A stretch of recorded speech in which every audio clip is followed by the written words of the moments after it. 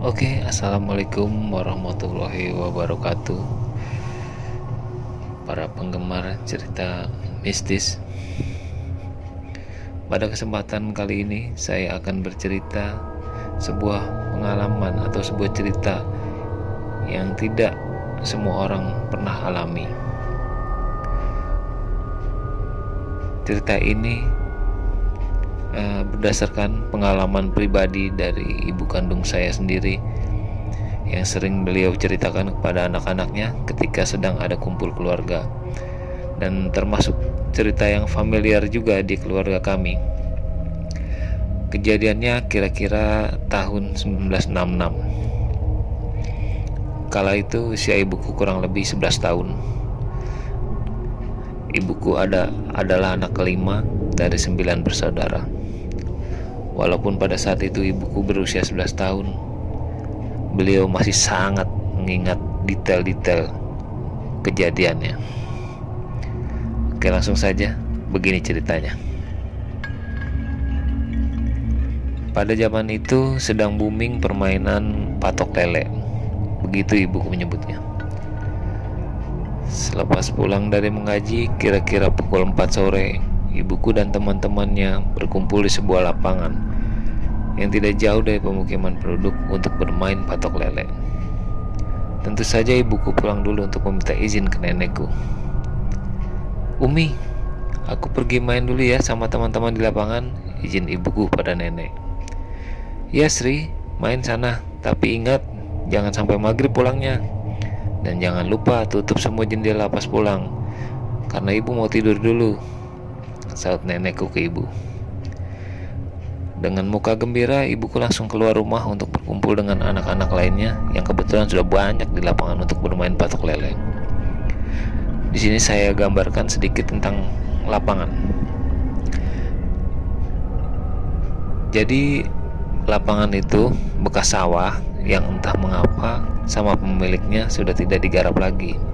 Katanya sih gara-gara setiap panen banyak petani yang kesurupan, ya entahlah.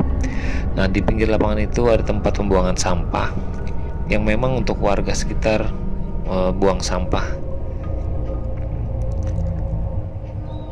Singkat cerita, mulailah ibuku bermain patok lele dengan posisi membelakangi tempat pembuangan sampah itu.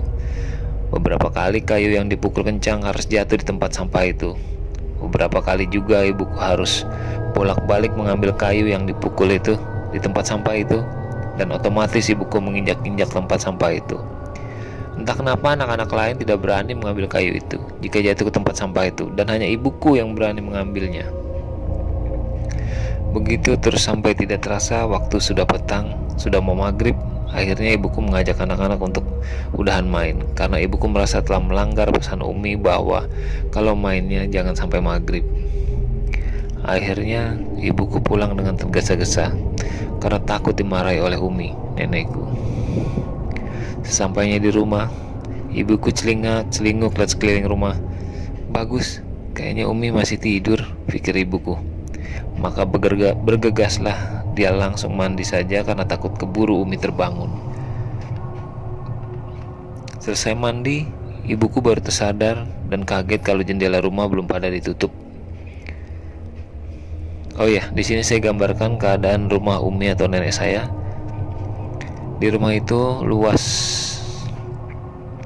memanjang, namun tidak tingkat, persis kayak rumah Betawi zaman dulu lah. Dan di depannya ada halaman yang ditumbuhi pohon mangga besar. Di dalamnya ada 2 kamar. Kamar depan biasanya ditempati kakek, nenek, dan ibuku. Dan 4 orang kakak tidur bersama di kamar yang kedua, yang besar juga tentunya. Di bagian belakang ada lorong yang mengarah ke sumur dan pompa air, dan di belakang rumah juga ada pohon mangga besar.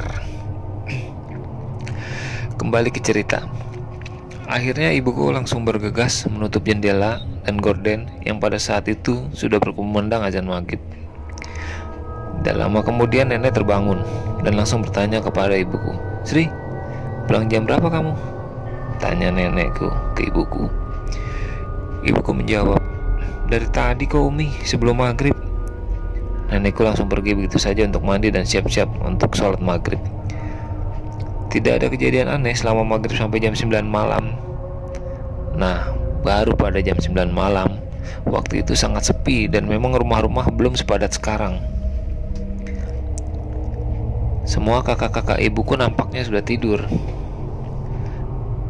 Ibuku juga sudah di kamar. Entah mengapa ibuku merasa haus dan keluar ke dapur untuk mengambil minum. Sampai di dapur, ibuku dikagetkan dengan suara batang pohon kecil yang terinjak, seakan patah terinjak oleh seseorang. Sontak ibuku melongo ke jendela ke arah luar memastikan apa ada orang yang masuk ya, pikir ibuku. Namun ibuku tidak melihat apa-apa, hanya sepi yang ada. Mungkin kucing kali, pikir ibuku.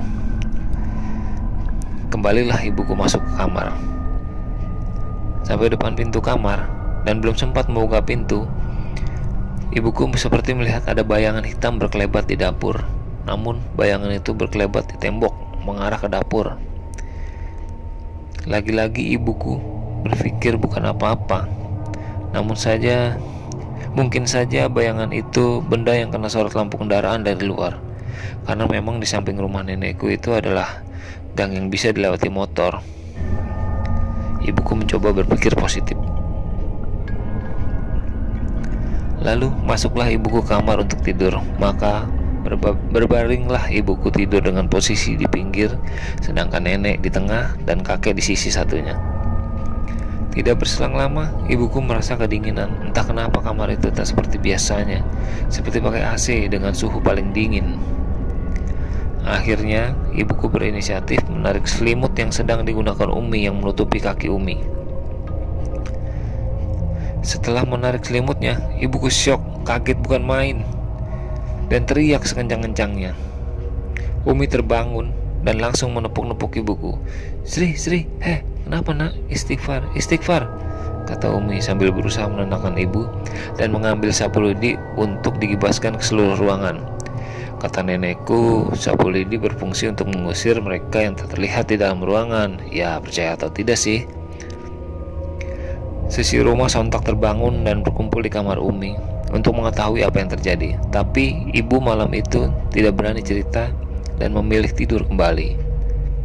Namun posisi tidurnya ibu berada di tengah-tengah nenek dan kakek, karena ibu merasa ketakutan dan tidak mau tidur di pinggir.